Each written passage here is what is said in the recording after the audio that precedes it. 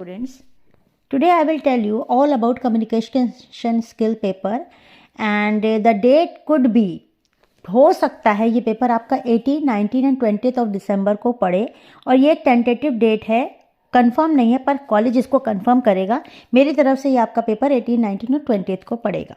आपका बीकॉम और बीएससी का एक पेपर होगा, एक मतलब सेम पेपर होगा, और बीए का गर्ल्स एंड बॉयज़ का अलग अलग पेपर होगा जो अब तक का टेंटेटिव प्लान है। और आपका कम्युनिकेशन का जो पेपर है उसमें 2 सेक्शन होंगे, पेपर 1 और paper section A and section B. तो सेक्शन ए जो होगा वो आपका उसमें आपको 25 मार्क्स का वो पूरा सेक्शन ए होगा, इंटरनल असेसमेंट ऊपर लिखा होगा। उसमें क्या होगा, आपको 4 शॉर्ट क्वेश्चंस मिलेंगे जिसमें से आपको सिर्फ 2 करने हैं, 4 शॉर्ट क्वेश्चन और जिसमें से आपको सिर्फ 2 करने हैं। और सेक्शन बी जो होगा उसमें आपको 5 क्वेश्चन मिलेंगे जिसमें से आपको सिर्फ 3 करने हैं। 5 क्वेश्चंस लॉन्ग होंगे जिसमें से सिर्फ 3 लॉन्ग करने हैं, लॉन्ग भी ज़्यादा नहीं करना है, सिर्फ 2-2 पेज का, 1-2 साइड्स का आपने लिख दिया तो वो लॉन्ग का क्वेश्चन पेपर हो जाएगा। 2 घंटे का आपका पेपर होगा। पेपर में एमसीक्यूज बिल्कुल नहीं होंगे, तो इसलिए प्लीज़ दोबारा मत पूछना कि मैम एमसीक्यूज होंगे, नहीं होंगे। पेपर जो मैंने सिलेबस आपको सेंड किया उसमें से आएगा, पर एमसीक्यूज नहीं होंगे, तो उसमें ग्रामर पोर्शन नहीं होगा, राइटिंग पोर्शन होगा। अब तक आपको पता था कि ग्रामर पोर्शन होगा, आर्टिकल्स पूछेंगे, वर्ब पूछेंगे, डायरेक्ट इनडायरेक्ट स्पीच पूछेंगे, रिपोर्टिंग स्पीच पूछेंगे, ऐसा कुछ नहीं पूछेंगे। अब आपको राइटिंग सेक्शन जो होता है जिसमें आपका एप्लीकेशन राइटिंग आती है, फॉर्मल लेटर्स और इनफॉर्मल लेटर्स आता है, और आपका जो होता है exaggeration of a simple sentence, जैसे आपको एक सेंटेंस दिया रहता है उसको आपको एग्जैजरेट करना है, जैसे honesty is the best policy, knowledge is power, इस तरह से आपको एग्जैजरेट करके एक पैराग्राफ मतलब एक साइड पेज का या मतलब आधा पेज इतना लिखना होता है, वो लिखना होगा। फिर आपको जैसे क्वेश्चन पूछ सकते हैं, what is the meaning of group discussion, क्या होता है, कम्युनिकेशन स्किल से आप क्या समझते हैं, ये सारे क्वेश्चन मैंने आपको दिए। जैसे what do you understand by communication skill, जैसे आपसे पूछ सकते हैं कि what is the important of English language in the present world, आज के ज़माने में इंग्लिश लैंग्वेज का क्या इंपॉर्टेंस है, what is antonyms, synonyms and word substitute, क्या होता है, एंटोनिम से आप क्या समझते हैं, एक एग्जाम्पल दे दीजिए कि सैड, हैप्पी, ये समझते हैं, पूरा लिख दीजिए कि ये आप इससे एंटोनिम से क्या समझ रहे हैं, विलोम वर्ड्स होते हैं, 1 लाइन 2 लाइन, सिनोनिम से आप क्या समझते हैं, एंड 1 वर्ड सब्स्टिट्यूट से आप क्या समझते हैं। फिर एक आपको लॉन्ग में अनसीन पैसेज भी मिल सकता है और उसमें 5 छोटे छोटे क्वेश्चन हो सकते हैं, जैसे कि आपसे पूछा जा सकता है कि इसका टाइटल क्या होगा। दूसरा क्वेश्चन हो सकता है कि कौन जा रहा है, ये किसके बारे में है। तीसरा पूछ सकते हैं इसका थीम क्या हो सकता है। चौथा आपसे बहुत जनरल क्वेश्चन पूछे जा सकते हैं कि ये पर्टिकुलर वर्ड है, इसका एंटोनिम्स क्या हो सकता है या इसका सिनोनिम क्या हो सकता है। सिनोनिम मतलब सेम और एंटोनिम्स मतलब विलोम जो होते हैं आपके डिफरेंट अपोजिट्स, तो क्या हो सकता है, ये बस इतना पूछा जा सकता है। फिर आपको एलेबरेट द सेंटेंस दिया जा सकता है या write a paragraph on topics हो सकते हैं, जैसे आप friend in need is a friend in deed, all that glitter is not gold, glitters मतलब चमकता है, जो शाइन करता है वो सब सोना नहीं होता, जो दोस्त काम के टाइम काम आता है वही असली दोस्त होता है। Forgiveness is the noble quality, माफ़ कर देना एक बहुत नोबल क्वालिटी है, भगवान में होती है, बड़े गॉड में होती है। Success is the best revenge, किसी से रिवेंज लेने से कुछ नहीं होता, अगर आप सक्सेसफुल होते उसको अपने आप में बहुत ज़्यादा छोटा महसूस होता है, उससे बदला ले लिया जा सकता है। नॉलेज इज़ पावर, तो नॉलेज जो हो, जिसके पास नॉलेज होती है उसके पास ताकत होती है। कहते हैं ना, जब पढ़ा लिखा होगा, नॉलेज होगी तो वो उसके ताकत की तरह काम करते हुए अच्छे जॉब में भी आ सकता है, वो हर जगह अपनी साख बैठा सकता है। Empty vessels make much noise, empty vessel मतलब होता है बर्तन, वो कहते नहीं है कि जो खाली बर्तन होते हैं ज़्यादा झनझन करते हैं, वो ज़्यादा शोर मचाते, खाली बर्तन। फिर God help those who help themselves, जो अपनी मदद करना चाहता है उसी को भगवान मदद करता है। Slow and steady wins the race, मतलब धीरे चलता है पर हमेशा चलता है, कंसिस्टेंट रहता है तो वो रेस को जीतता है। बहुत ही सिंपल क्वेश्चंस जो आप कर सकेंगे। फिर आपको ऐसा दिया जा सकता है क्वेश्चन कि जैसे make your biodata for the student leader in your college, जैसे आप कल स्टूडेंट लीडर के लिए बनना चाह रहे हैं, स्टूडेंट लीडर बनना चाह रहे हैं, तो आप अपना बायोडेटा दीजिए, तो उसमें मैं या मेंशन होगा कि नेम लिखना है, एज, तो यहाँ पे ऐसे लिख सकते हैं जैसे include details like name, age, qualification में आप लिखेंगे कि हमने 12th किया है, और बीए में एनरोल्ड हैं या हम बीए कर रहे हैं, बीए फर्स्ट सेमेस्टर, अचीवमेंट्स में आप हेड बॉय हेड गर्ल रहे थे या प्रीफेस रहे थे या कहीं पे आपने ऐसा कोई क्लब था उसका आप मेंबर थे, या आपका पॉलिटिकल बैकग्राउंड क्या है, अचीवमेंट इन स्पोर्ट्स, आपने कोई स्पोर्ट्स जीता है या आपने कुछ किया है, मतलब वो सब कुछ वहाँ पे लिखा होगा। अगर आप चाहेंगे तो आप कर सकेंगे आसानी से। और एनसीसी में आपको क्या अचीवमेंट मिला, इस तरह से आप उसमें मेंशन कर सकते हैं और अपना एक तरह से रिजल्ट भी दिखा सकते हैं कि मैं हर तरह से, मतलब 10th में मेरे ये मार्क्स है, 12th में मेरे मार्क्स से मैं अच्छा थ्रू आउट स्टूडेंट रहा हूँ। आपने देखा है ना इलेक्शन में लोगों के पर्चे जो हैं वो कैंसिल हो जाते हैं क्योंकि वो अच्छे स्टूडेंट नहीं होते हैं या वो फेल हुए होते हैं। तो आप अपना अकेडमिक रिकॉर्ड ही बता सकते हैं, प्लस उसके बाद एक छोटा सा नोट भी लिख सकते हैं कि इफ़ अगर मुझे ये मिल जाए, if I will get this post I will not let any stone unturned. एक वर्ड है, I will not let any stone unturned. मैं कोई भी पत्थर जो है वो अनटर्न छोड़ूंगा नहीं, इसका मतलब मैं कोई भी कसर नहीं छोड़ूंगा अगर मुझे ये मिल गया तो। फिर एक एप्लीकेशन लिखने को आ सकता है कि write a letter to your friend about your first visit to your college. आप पहली बार जब कॉलेज आए थे तो आपको कैसा लगा था, ये आप बहुत आराम से सोच के लिख सकते हैं। क्या देखा आपने, बड़ी बिल्डिंग देखी आपने, टीचर्स देखा, बहुत बड़ा क्राउड देखा, भीड़ देखी, सन्नाटा देखा, क्लासेस देखी, आपके लिए नई चीज़ थी कि बच्चे रंग बिरंगे कपड़े में आ रहे थे, कोई अपने ड्रेस में नहीं था, आप भी तो 12th से आए थे, आपने क्या देखा, वहाँ स्टैंड था, एक कॉलेज को डिस्क्राइब करते हो और बहुत इजी होगा क्योंकि आप कॉलेज आए हैं तो आपने देखा है।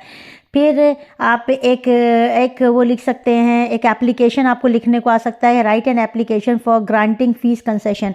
आप एक एप्लीकेशन लिखेंगे कि फ़ीस में कंसेशन किया जाए। जैसे आपने देखा कि फ़ीस बहुत ज़्यादा है, 1800 है, 2300 है, तो ये बच्चे नहीं दे पाएंगे, तो आप लिख सकते हैं to the principal Radhe Hari government degree college Kashipur, नीचे लिख सकते हैं बाजपुर रोड, और ऐसे करके आप सब्जेक्ट फिर लिख सकते हैं। फिर लिख सकते हैं रिस्पेक्टेड सर, फिर सब्जेक्ट लिखेंगे, सब्जेक्ट में आप लिखेंगे कि regarding fees concession of the college. फिर आप लिखेंगे sir it is to bring in your notice kind notice that, ऐसे लिख के it is to bring in your kind notice that the fees is very high and we want concession in the fees because we students we are just student and we are not earning and our parents have to bear the burden of our education and our education is free for this education should be free in India। ऐसा कुछ करके आप लिख सकते हैं कि government कितनी policies चल रही हैं तो उससे गवर्नमेंट को आपको कुछ फ़ायदा तो हो ही रहा है थोड़ा बहुत, तो आप अपने हमारी फ़ीस में से कंसेशन कर दीजिए क्योंकि हम लोग टैक्स पे ही भी हैं, हम एक अच्छे नागरिक हैं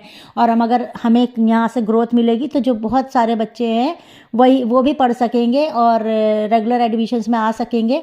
हम लोगों को आने का भी खर्चा लगता है, आने का भी रिक्शे का किराया लगता है, बहुत सिंपल चीज़ें जो आप लिख सकते हैं कि हमें आने का भी तो खर्चा हमें देना पड़ता है, उसकी भी हमें बस पास का भी पैसा देना होता है, तो इस हिसाब से हमारे ऊपर ज़्यादा बर्डन होता है और हम लोग कमा नहीं रहे हैं, हमें कोई पैसा नहीं मिल रहा है सरकार की तरफ से कम से कम कंसेशन मिलना चाहिए जिसके वजह से हम ऐसा करें। और फिर लिखिए यही तो गवर्नमेंट की पॉलिसी भी है ना कि ज़्यादा एजुकेशन होगी, ज़्यादा बच्चे पढ़ सकेंगे तो ज़्यादा ग्रोथ होगी और हम फ्यूचर जनरेशन हैं, इसलिए हम हमेशा आपसे ये मांगेंगे कि आप हमें फ़ीस में कंसेशन करिए ताकि ज़्यादा से ज़्यादा लोग पढ़ सके। और फिर लिखेंगे थैंकिंग यू या ना भी लिख करके योर सिंसियरली अपना नाम और अपना जो आपका है पोस्ट है या BA first year Radhe Hari government PG college, I am the student of Radhe Hari government PG college, I am writing for this, तो ऐसे लिख सकते हैं अपना ईयर और सेशन। फिर आप लिख सकते हैं एक लेटर अपने फादर को लिख सकते हैं और उनको बता सकते हैं। ये फॉर्मल लेटर और इनफॉर्मल लेटर में डिफरेंस क्या होता है।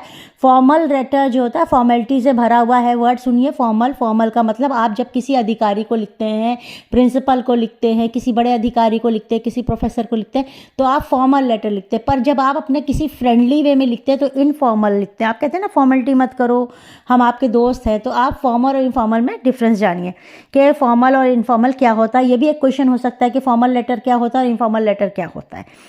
और फिर आपको एक कैसे कह सकते हैं कि write a letter to your professor और any favourite teacher seeking advice in selection of a career.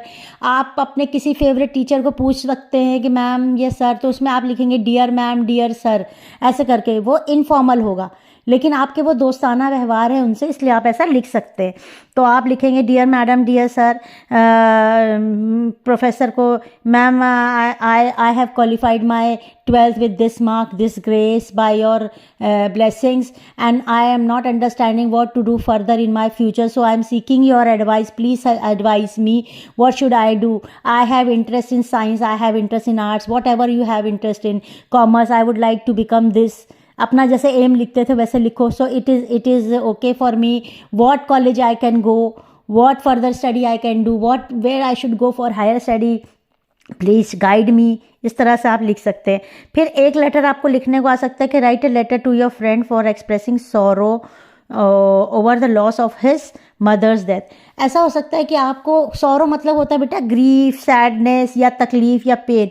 तो आप अपने दोस्त को एक लेटर लिख सकते हैं. जैसे आपका दोस्त है, गॉड ना करे उनकी मदर की डेथ हो गई है, तो आप उनको लिखेंगे कि उनका लॉस कितना बड़ा है और हमें आपसे बहुत सहानुभूति है, बहुत तकलीफ़ है, सिंपथी है. तो आप लिखेंगे dear friend, it is very harsh to know, it is very bad to know, it is very painful to know that your mother is no more. I am with you in this grief. I know how how good is your mother, was your mother, और वो आप कितनी अच्छी थी, जब हम आते थे तो हमें भी कितना अच्छा ट्रीटमेंट देती थी, और वो मेरी मदर अलाइक थी. इस तरह से आप लेटर लिख सकते हैं. I am telling you very simple thing, बहुत छोटे बच्चों की तरह आपको बता रही हूँ, क्योंकि सबका आपके यहाँ, आप जितने भी कम्युनिकेशन स्किल वाले बच्चे हैं वो हर तरह के बच्चे हैं बेटा. कोई एवरेज भी है, कोई बहुत तेज़ है. तो जो बहुत तेज़ है उनके लिए मैं नहीं हूँ, मैं उनके लिए हूँ जो बहुत कमज़ोर है. टीचर का काम स्लो लर्नर्स को ही हेल्प करना होता है. जो बहुत तेज़ है तो वो हमारा साथ देंगे, वो तो हमारी हेल्प करेंगे आपके साथ. आप हमें बताएंगे और हमारा साथ देंगे कि हाँ भाई मैम ये भी बता सकते हैं, वो भी बता सकते हैं. पर जो स्लो लर्नर्स हैं उनके लिए मैं खड़ी हूँ. आप हमेशा उससे पूछ सकते हैं, टीचर से पूछ सकते हो. टीचर हमेशा बहुत लो लेवल से समझाएगी, तभी समझ में आता है. तो जो बहुत शार्प बच्चे हैं यहाँ पर, साइंस वाले बच्चे, वो सोच रहे होंगे कि अरे मैम क्या बच्चे वाला पेपर आएगा. ये बच्चों वाला ही पेपर बनाया ही जाएगा ताकि आप सारे पास हो सके. पिछली बार बहुत सारे बच्चे फेल हुए हैं क्योंकि उनको आइडिया नहीं था. तो इस वक्त मैं आपको पूरा आइडिया दे रही हूँ, और इससे अलावा कुछ नहीं आएगा. कहीं की मत सुनना. कोई तुमसे बोले MCQs आएंगे, ये आएंगे, वो कुछ नहीं आएंगे. जो मैं बोल रही हूँ वही आएंगे. तो आप ऐसे करेंगे, और इसकी मैं प्रॉमिस करती हूँ कि इसमें से नहीं कर करके आपको 90% क्वेश्चंस मिलेंगे, 80% क्वेश्चन आपको मिल जाएंगे. हो सकता है पूरे 100% क्वेश्चन आपको मिल जाए, इसके अलावा कुछ भी ना हो सकता है आप मेरी बात सुनेंगे तो आप ज़रूर अच्छा करेंगे पेपर. इसलिए मैं अभी आपको 1-2 दिन पहले, 3 दिन पहले बिल्कुल से अर्जेंटली एक नोटिस कर रही हूँ. मैं थी नहीं, मैं छुट्टी पे थी, अब मैं आई हूँ तो मैं आपको बिल्कुल नोटिस कर दूँ. मैंने देखा कि आपको कुछ भी नहीं पता है तो मैं आपको जल्दी जल्दी से बता दूँ. और फिर एक क्वेश्चन आ सकता है कि जैसे डिस्कस करो, कुछ भी जैसे डिस्कस करो कि what is the use of dictionary. Dictionary का यूज़ क्या है, ये पढ़ लो, जाके गूगल पे डालो topic, what is the use of dictionary, how can you present, जैसे how you can show your presentation skill efficiently. आप किस तरह से, जो साइंस वाले बच्चे हैं वो इस चीज़ को पढ़ लें कि कैसे आप अपनी प्रेजेंटेशन स्किल्स को ज़्यादा अच्छे से एफिशिएंटली दिखा सकते हैं. क्या करके, by use of Microsoft, by use of models, by use of good chart, by use of whatever you can tell. अच्छे से इंस्क्राइब करके आप बता सकते हैं. What is the use of dictionary, dictionary का क्या यूज़ है ये बताइए. और एक क्वेश्चन जो बहुत इंपॉर्टेंट है, जो आपको पता ही होना चाहिए, वो है what is the importance, why it is important to have good communication skill. Communication skill मतलब बातचीत, व्यवहार का, और आप किस तरह से लोगों से व्यवहार करते हैं, किस तरह से कम्युनिकेट करते हैं, किस तरह से इंटीमेट होते हैं, किस तरह से इंटरपर्सनल स्किल आपकी होती है, वो होना क्यों ज़रूरी है, क्यों इम्पॉर्टेंट है. एक ये क्वेश्चन आपका बहुत इंपॉर्टेंट है. और ये क्वेश्चन बहुत इंपॉर्टेंट है कि what is the use of English language in the present world. कि आप कैसे इंग्लिश लैंग्वेज का प्रेजेंट वर्ल्ड में क्या है, ये इंटरलिंक लैंग्वेज. जब मैंने पहली क्लास ली थी तो मैंने डाला था, अभी मैं फिर गूगल से ढूंढ के डाल दूंगी फटाफट. लेकिन अभी मैं लीव लेती हूँ आपकी, और अभी मुझे बहुत बहुत ज़रूरी काम है. थोड़ी देर में मैं आपको गूगल से इन कुछ क्वेश्चंस का आंसर डालूंगी. आप मुझे यहाँ लिख सकते हैं या मुझे पर्सनल पूछ सकते हैं मैम इसका क्या आंसर होगा, क्या लिखें, तो हम आपको अलग से एक और बात ये भी ऐसे ऑडियो बना के भेज देंगे. Thank you very much.